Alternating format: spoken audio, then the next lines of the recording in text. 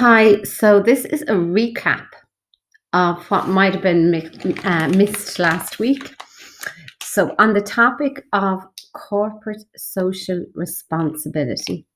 So, this is the idea that a company shouldn't just look after its shareholders, which it would do by just making as much money as possible, but instead should look after all of its stakeholders.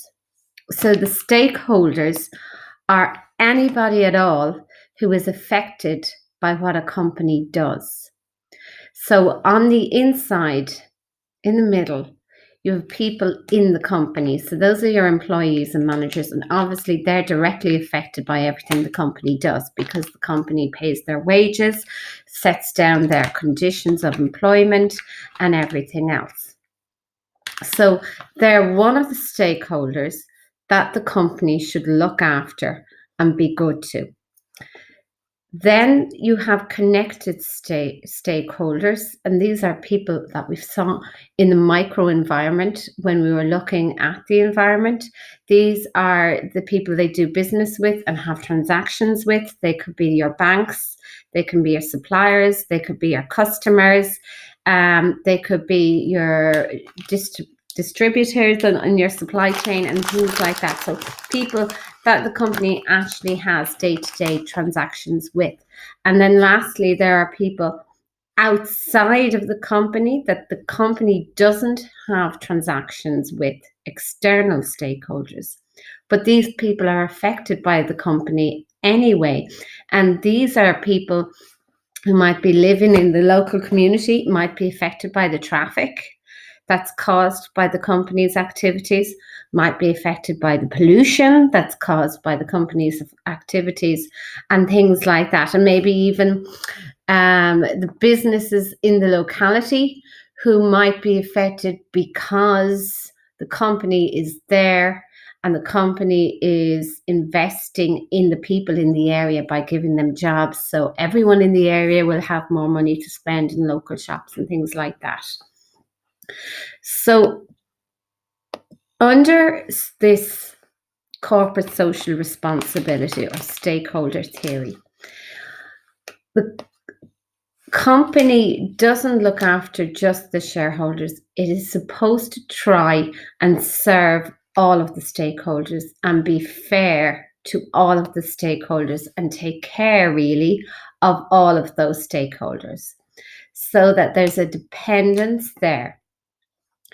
If the company is fair to everybody who it affects, the idea is its business will actually do better. It will actually make more profit because people will think more highly of the company. They will be more likely to buy from the company, and they'll also be more likely to want to work in the company. And they'll also and they'll also be more likely to invest in the company. Now, so this is just supposed to be the benefits: improving your business reputation, attracting more customers, recruiting better employees, having been able to attract investors, having a competitive advantage. At the example I gave in class now is innocent smoothies. They would use corporate social responsibility as a competitive advantage against the likes of Avonmore, that also does juices and what do they call them? Smoothies. The employees, if they are working for a company which they see as being in line with their values, sharing the same values as them, they'll work harder. So obviously the drawbacks are it's expensive. And then people argue that actually the only people the company is responsible to is the shareholders, the people who actually own it. And they say efficiency can be reduced. So I had a page that I looked at. Those are the marking schemes. They're in the rubric. And the first topic that I need you to tackle is sourcing with integrity. Now, we're looking at supermarkets being socially responsible. And they have 4 different headings. The first one is the sourcing with integrity. So this is the idea that it should deal with its suppliers in a very fair way. And also, it should ensure that the goods that it does source and sell are up to a very high quality to be fair to their customers. And also, they should try and ensure that the goods that they source bring benefit to the communities they're operating in. So they should try and support the local economy. So here we look at supporting local producers, the likes of the Lidls and Aldi's and that, buying things from the actual area their store is based in, which means there's more money in the community, which means that everybody in the community is benefiting from maybe the extra jobs and things like that.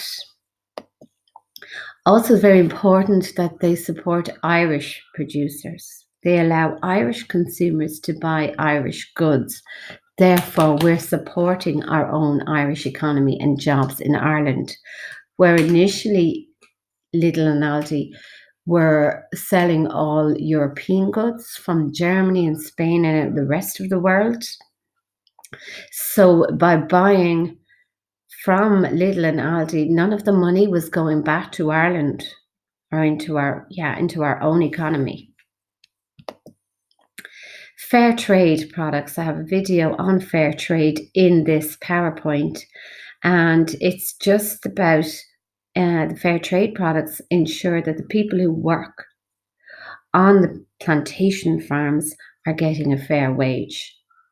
So that's thought to be ethical to sell fair trade products, give consumers the opportunity to buy these products to ensure that the people in Africa and other countries are getting a proper wage for what they do. Now, then we look at this issue is the fair price to farmers. It's a problem in Ireland where farmers say that the supermarkets sell their meat for way too little money, and it's actually more expensive to produce than the price the farmers are getting.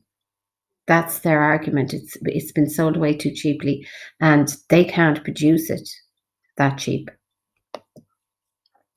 Also, they have to look at ways that they can source from sustainable producers. That's producers that might use recycled materials, that use good fishing practices, that aren't. There was something like about the tuna being net caught.